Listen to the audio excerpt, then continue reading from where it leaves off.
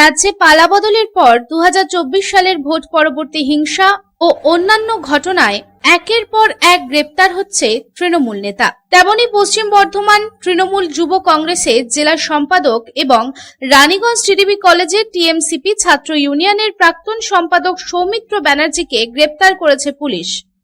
গোপন সূত্রে খবর পেয়ে সোমবার রাত 10টার দিকে রানীগঞ্জ শহরের এনএসপি রোডের একটি বাড়ি থেকে তাকে গ্রেপ্তার করা হয়। নির্বাচন পরবর্তী হিংসার ঘটনায় এর আগে রানীগঞ্জ ব্লকের বল্লভপুর গ্রাম পঞ্চায়েতের উপপ্রধান শ্রীদান মণ্ডল, যুব তৃণমূল কংগ্রেসের সভাপতি শুভম ভট্টাচার্য ও তিতাস ব্যানার্জি সহ 10 জনকে গ্রেপ্তার করা হয়েছে। সূত্রে জানা গেছে, সৌমিত্র ব্যানার্জি তার এক বন্ধুর বাড়িতে লুকিয়েছিলেন। মেডিকেল টেস্টের পর রানীগঞ্জ থানার পুলিশ তাকে মঙ্গলবার আসানসোল জেলা আদালতে হাজির করে।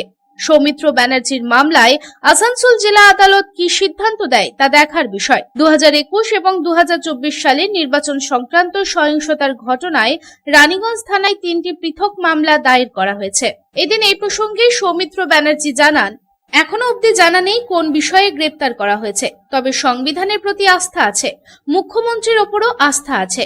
এখনো তো জানি না কি বিষয়ে আমাকে নেওয়া হয়েছে, কিন্তু আমাদের সংবিধানের প্রতি এবং ওয়েস্ট বেঙ্গল পুলিশ প্রশাসনের প্রতি ফুল আস্থা আছে, আইন শৃঙ্খলার প্রতি ভরসা আছে।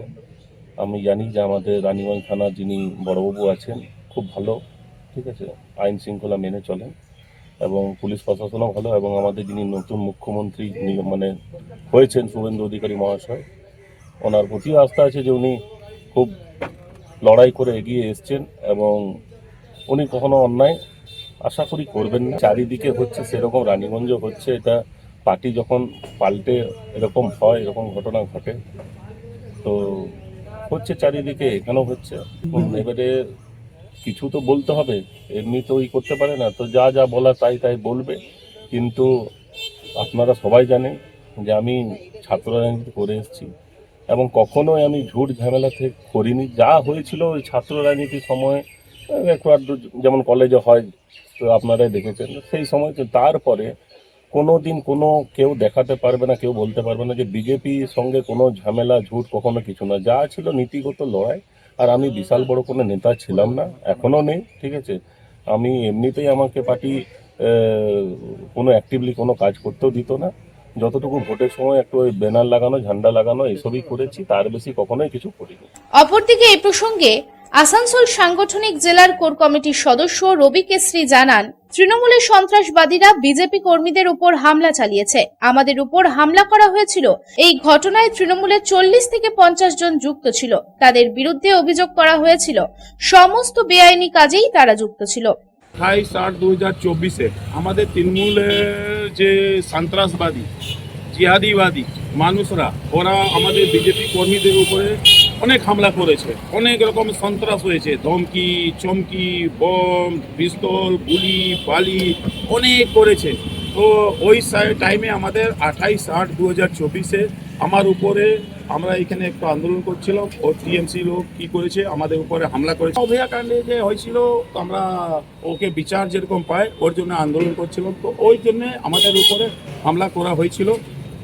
টিএমসি সন্ত্রাসবাদী যে মানুষরা, ওরা ওই কারণে ওই টাইমে আমরা কী করেছিলাম, এফআইআর করতে গিয়েছিলাম। এফআইআর আমাদের নেই, আমাদের সরকার এসেছে যে আমরা এফআইআর দেখি, থানাতে এফআইআর হয়েছে।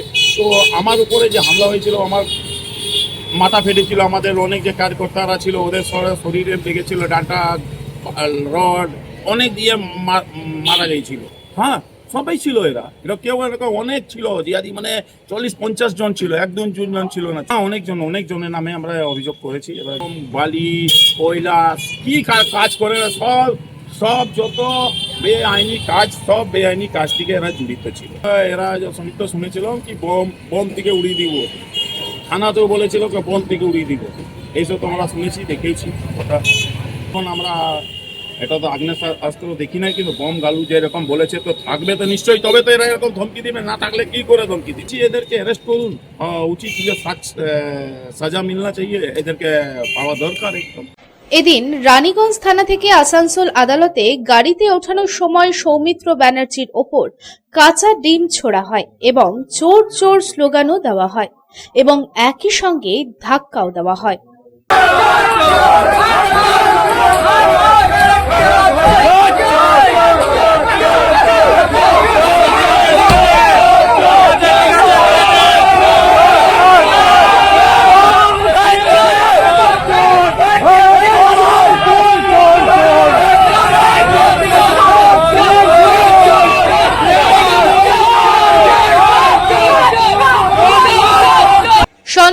Secretary report Public Times.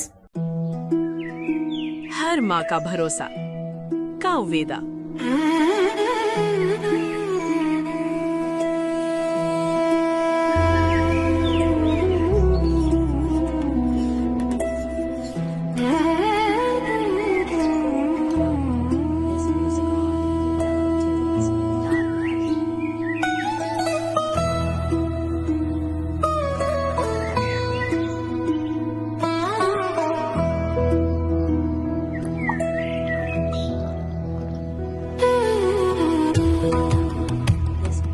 हर जरूरत के लिए हर टाइप का दूध और हर घर के लिए एक ही नाम, काउवेदा।